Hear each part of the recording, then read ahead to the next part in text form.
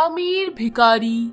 देवलपुर नामक गांव में बंटी नाम का एक भिखारी रहता था। बंटी रोजाना भीख मांगने के लिए बस स्टॉप पर खड़ा रहता था। बस स्टॉप पर आने जाने वाले यात्री उसे कुछ रुपए देकर जाते, जिन्हें वो अपनी जेब में रख लेता था। एक बार बंटी सूट बूट पहने एक आदमी से भीख मांग रहा था। सूट बूट वाला व्यक्ति बोला, तुम्हें शर्म नहीं आती क्या? तुम इस तरह भीख मांगते हो? तुम्हारे 2 हाथ हैं, 2 पैर हैं, सारी चीजें तो तुम्हारे पास है। तुम नौकरी क्यों नहीं करती हो? इस तरह भीख मांगना ठीक बात नहीं है। तुम जैसे लोगों की वजह से हमारा देश आगे नहीं बढ़ रहा है। भिखारी बोला, सुनो सर, अगर आपको मुझे भीख नहीं देनी तो मत दीजिए, लेकिन इस तरह मुझे लेक्चर मत दीजिए। मैं आपके लेक्चर सुनने के लिए यहाँ पर नहीं खड़ा हूँ। जिस तरह आपका कुछ काम होगा उस तरह मेरा काम भी भीख मांगना है, तो मुझे ज्ञान ना दीजिए। सूट बूट वाला व्यक्ति आश्चर्यचकित हो गया। वो बोला, एक तो भीख मांगते हो, ऊपर से तुम्हारे तेवर बहुत ज्यादा ही तेज हैं। मैं एक सॉफ्टवेयर इंजीनियर हूँ, मैं एक कंपनी में नौकरी करता हूँ, तुम्हारी तरह भीख नहीं मांगता, इसलिए मैंने सोचा तुम्हें कुछ ज्ञान दे दूँ। तुम तो बहुत ज्यादा प्रोफेशनल भिखारी लगते हो। हाँ, मुझे क्या? ऐसा कहकर सूट बूट वाला व्यक्ति वहाँ से चला गया। पर सूट बूट पहने अमित को कुछ समझ नहीं आ रहा था। अमित सोचने लगा, बड़ा इंटरेस्टिंग भिखारी था। भीख मांगने के बावजूद भी उसमें बहुत तेवर थे। उसने कुछ इंग्लिश के वर्ड भी यूज किए। वो मुझे भिखारी तो बिल्कुल नहीं लगता था। आखिर वो था कौन? मुझे उसका पीछा करना ही पड़ेगा। ऐसा सोचकर अमित भिखारी का पीछा करने लगा। उसने देखा भिखारी भीख मांगने के बाद वहाँ से एक मंदिर की तरफ गया। अमित उसका पीछा करने लगा। अमित ने देखा भिखारी मंदिर के पास एक पेड़ के नीचे बैठा है। कुछ लोग उसके पास आए और अटीची खोलकर उसे दिखाने लगे। उस अटीची में बहुत सारे पैसे थे। भिखारी उनसे बोला, ठीक है, शाम को अपनी जगह पर मिलते हैं, अब यहाँ से जाओ। ऐसा कहकर भिखारी ने उन आदमियों को वहाँ से भेज दिया और फिर मंदिर में भीख मांगने लगा। अमित को दाल में कुछ काला लगा। अमित सोचने लगा, ये भिखारी जरूर कोई बहरूपिया है, मुझे इसका पता लगाना ही होगा। मेरे पास सोशल मीडिया पे डालने के लिए एक बहुत अच्छी खबर होगी। ऐसा सोचकर अमित भिखारी का पीछा करने लगा। शाम को उसने देखा भिखारी एक पत्थर हटाकर गुप्त सुरंग में जा रहा था। अमित उसका पीछा करने लगा। भिखारी एक बड़े से गुप्त घर में जाकर रुका। उस गुप्त घर को देखकर अमित की आंखें फटी की फटी रह गई। वहाँ 3 से 4 लोग पैसे गिनने का काम कर रहे थे। वो भिखारी एक कंप्यूटर के आगे बैठकर कुछ काम कर रहा था। अमित ये देखकर हैरान हो गया। तभी भिखारी ने उसे देख लिया और अपने लोगों को बोला, अरे देखो, वहाँ कोई है, जल्दी से उसे पकड़कर लेकर आओ। तभी भिखारी के लोग अमित को पकड़कर लेकर आए। भिखारी अमित से बोला, ओह, तुम हो सॉफ्टवेयर इंजीनियर। देखा, तुम मुझे बोल रहे थे, मैं देखो कितना अमीर हूँ। अब तुम्हें सच पता चल ही गया है, तो आखिर तुमसे क्या छुपाना। अमित बोला, हाँ, मुझे समझ में आ गया है कि तुम बहुत पैसे वाले हो, लेकिन ये सब भीख मांगने का नाटक आखिर क्यों? तुम हो कौन? भिखारी बोला, मैं लोगों को ब्याज पर पैसे देता हूँ और लोगों की नजर न लग जाए, इसलिए मुझे इस तरह अपने पैसों को छुपा कर रखना होता है। तुम जिस कंपनी में काम करते हो, मैं उस जैसी बहुत सी कंपनियां खरीद सकता हूँ। वो सारी कंपनियां मुझसे ही पैसे उधार लेती है और अपनी कंपनी चलाती है। अब तुम सारा राज जान चुके हो। मुझे लगता नहीं कि मुझे तुम्हें बाहर ऐसे ही छोड़ देना चाहिए। अब तुम्हें मैं अपने यहाँ बंदी बना कर रखूंगा।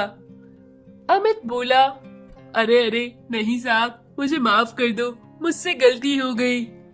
मैं आपके पैर पड़ता हूँ, मैं ये बात बाहर किसी को नहीं बताऊंगा, और अगर हो सके तो आप मुझे अपने यहाँ नौकरी दे दो, लेकिन बंदी ना बनाओ। भिखारी ने अमित को अपने गुप्त घर में नौकरी दे दी और खुद उसी तरह बहरूपिया बन लोगों से भीख मांगने लगा। मटका पिज्जा। मेहरगढ़ नामक नगर में चिंटू नाम का एक लड़का रहता था। चिंटू के पिताजी दर्जी का काम करते थे। चिंटू पढ़ने लिखने में ज्यादा होशियार नहीं था। चिंटू के क्लास में दीपक नाम का एक लड़का था। दीपक अमीर परिवार का लड़का था।